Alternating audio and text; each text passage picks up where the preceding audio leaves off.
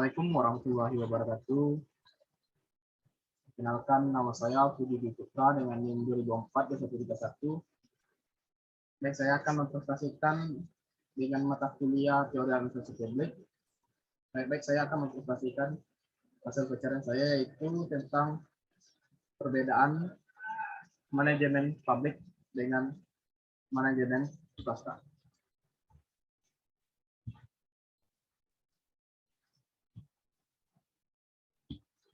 Pertama itu definisi manajemen secara umum. Definisi manajemen yang pertama itu dijelaskan oleh Stoner, ialah itu proses perencanaan, pengorganisasian, pengarahan, dan pengawasan terhadap usaha-usaha para anggota organisasi dengan menggunakan sumber daya organisasi lainnya agar mencapai tujuan organisasi yang telah ditetapkan. Yang kedua itu dari Konetz dan Donnell, yang menjelaskan itu menitik beratkan pada pemanfaatan orang-orang dalam mencapai tujuan. Agar tujuan dapat dicapai, orang-orang tersebut harus mempunyai tugas, tanggung jawab, dan wewenang yang jelas atau job description. Yang ketiga itu menurut Mary Parker Collett yang menjelaskan manajemen itu suatu seni karena untuk melakukan sesuatu pekerjaan melalui orang lain membutuhkan keterampilan khusus. Pengertian manajemen publik. Pengertian manajemen publik menurut para ahli yang akan disebutkan tergantung latar belakang pendidikan, pengalaman, atau perspektif yang dianut oleh para ahli tersebut. Di antaranya, pengertian manajemen publik adalah sebagai berikut. Yang pertama, menurut Norbokur pada tahun 2014 mengartikan bahwa manajemen publik merupakan manajemen pemerintah yang artinya manajemen publik juga bermaksud untuk melakukan perencanaan, pengorganisasian, pengontrolan terhadap pelayanan kepada masyarakat. Yang kedua, menurut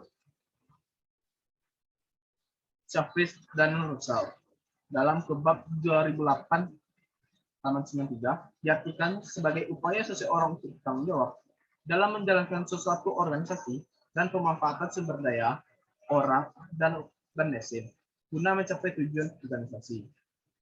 Selanjutnya yaitu perbedaan manajemen pelayanan sektor publik dan swasta menurut Stewart dan Russell. Yang pertama yaitu sektor swasta lebih mendasarkan pada pilihan individu atau individual choice dalam pasar. Organisasi di sektor swasta dituntut untuk dapat memenuhi selera dan pilihan individual untuk memenuhi keputusan tiap-tiap individu.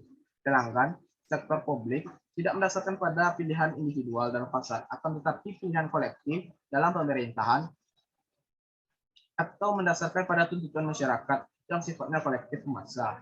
Oleh karena itu, manajemen pelayanan yang digunakan tentunya juga berbeda. Yang kedua yaitu karakteristik sektor swasta adalah dipengaruhi hukum permintaan dan penawaran atau supply and demand.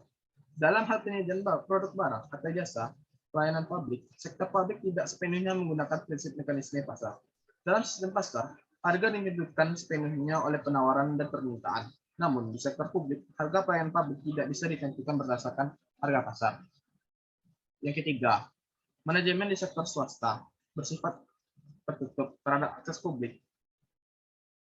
Sedangkan sektor publik bersifat terbuka untuk masyarakat, terutama terkait dengan manajemen pelayanan di dalam organisasi sektor publik.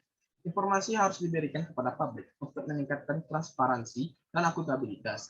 Sementara di sektor swasta, informasi ini disampaikan kepada publik relatif terbatas pada laporan keuangan, sedangkan anggaran dan rencana strategis perusahaan merupakan bagian dari rahasia perusahaan.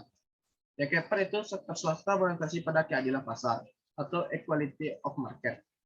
Keadilan pasar akan terjadi apabila tidak adanya monopoli atau monopsoni. Sementara orientasi sektor publik adalah menciptakan keadilan kebutuhan, yaitu equity of need. Manajemen pelayanan sektor publik berkepentingan untuk menciptakan adanya kecepatan yang sama bagi masyarakat untuk memenuhi kebutuhan hidupnya. Yang kelima itu tujuan manajemen pelayanan sektor swasta adalah untuk mencari kepuasan pelanggan, selera pasar. Sedangkan sektor publik bertujuan untuk menciptakan keadilan dan kesejahteraan sosial. Yang keenam yaitu organisasi swasta memiliki konsepsi bahwa pelanggan adalah raja. Sementara itu, Dalam organisasi sektor publik, kekuasaan tertinggi adalah masyarakat. Dalam hal tertentu, masyarakat merupakan pelanggan, tetapi dalam keadaan tertentu juga masyarakat akan menjadi pelanggan. Berdasarkan ini, maka manajemen pelayanan yang diterapkan itu akan berbeda. Yang ketujuh itu persaingan dalam sektor swasta merupakan instrumen pasar, sedangkan dalam sektor publik yang merupakan instrumen pemerintahan adalah tindakan kolektif.